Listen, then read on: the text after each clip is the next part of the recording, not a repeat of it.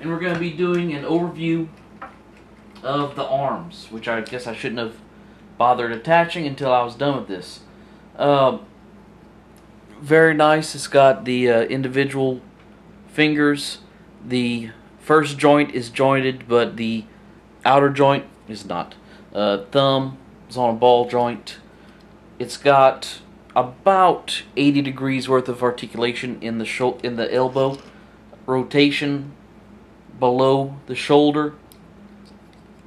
The shoulder arm is hinged to where it can come out like that. This right here on the front can come up to right there. I'm guessing that's for mobile armor mode. I haven't looked at the instructions on how to put the arms in mobile armor mode yet. Mobile fortress, whatever it is. One thing I really like is this right here in the wrist. You just give this a pull, and that disjoints the wrist. Give it a little bit more, and all this comes around. This pegs back into place.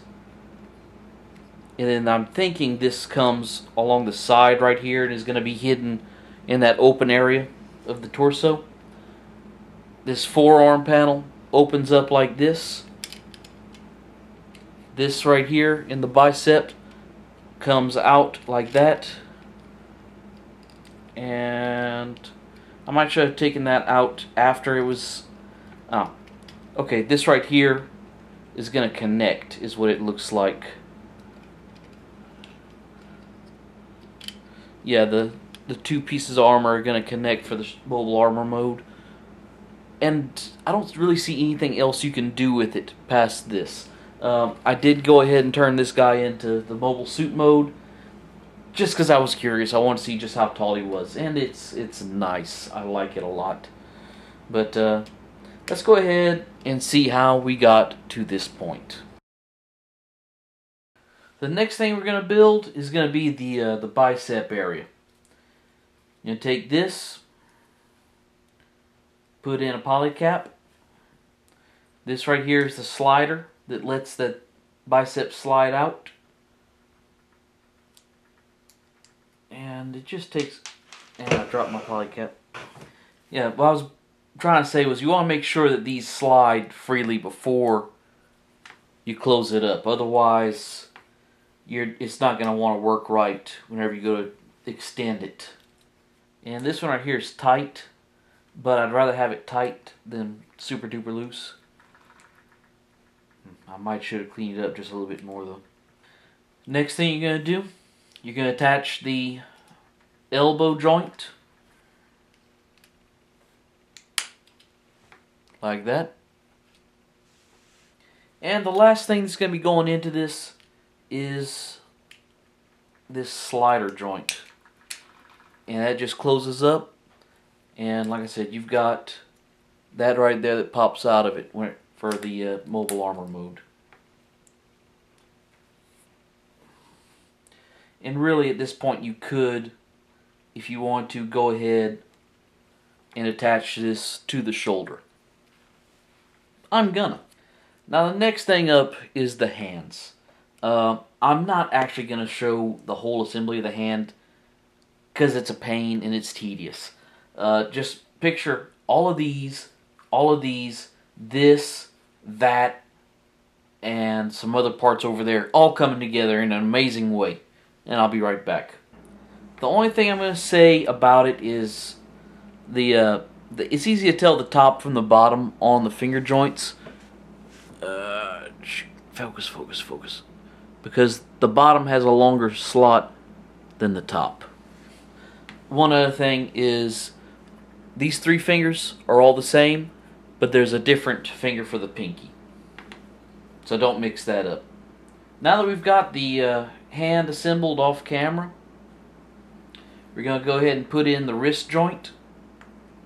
And we're going to snap on the back of the hand right here.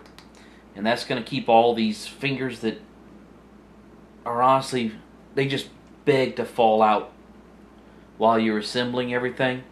And I don't think I showed the range of motion of the fingers as whenever I showed earlier.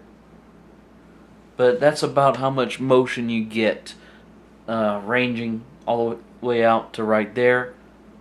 The can touch his own fingers with his thumb. Wow, why am I telling you this? Is pretty standard stuff for stuff with articulated fingers. Unless you're talking about the Rick Diaz, it couldn't touch its fingers until I modified it. And now we get to work on some of that extendable wrist stuff that I mentioned earlier. Much earlier. Well, much earlier for me. I don't know how long it's going to be once it's edited. Might only be a couple minutes. Hopefully. So we got that right there.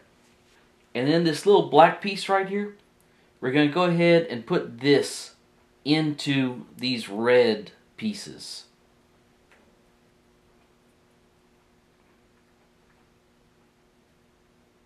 Like that, and then whenever you push it back, it'll click into place right there. Now what we're going to do is we're going to take this little sleeve right here. It's going to go over the polycap like that. And the wrist is going to go into it. The next thing that's going to happen is these kind of grayish white pieces are going to come into the mix. Going to put a polycap in right there. Then we're going to take and put this red piece in here and sandwich it with the other piece. And this is what gives the inner part the little flip to be able to get to the vent side right here. Now we're going to start working on the forearm covers. You're going to take this piece right here, just peg it in right here, and this is that hinged flap on the forearm.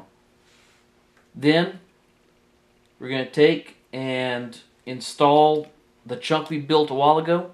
A while ago is just then for y'all. It's just going to snap into place like that. Then this one is going to come in from the other side.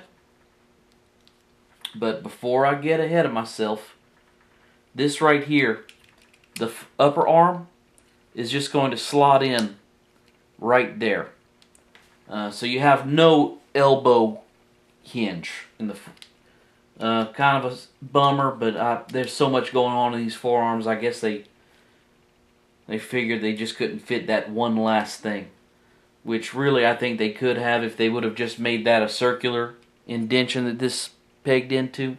It would have been like the elbows, or no, the shoulder articulation on the original high grade double Zeta.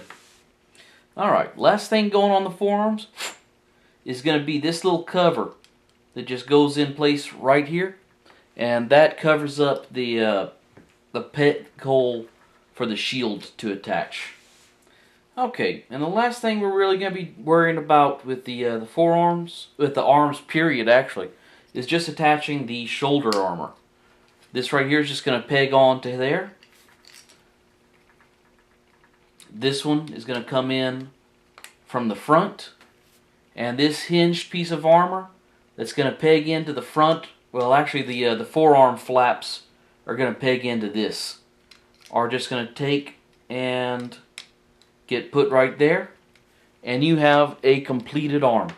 Peg these on just for now, and you can see this is a very the only thing I don't think I'm going to like about it is it's so dark, it's just going to blend into my cabinets, I'm afraid.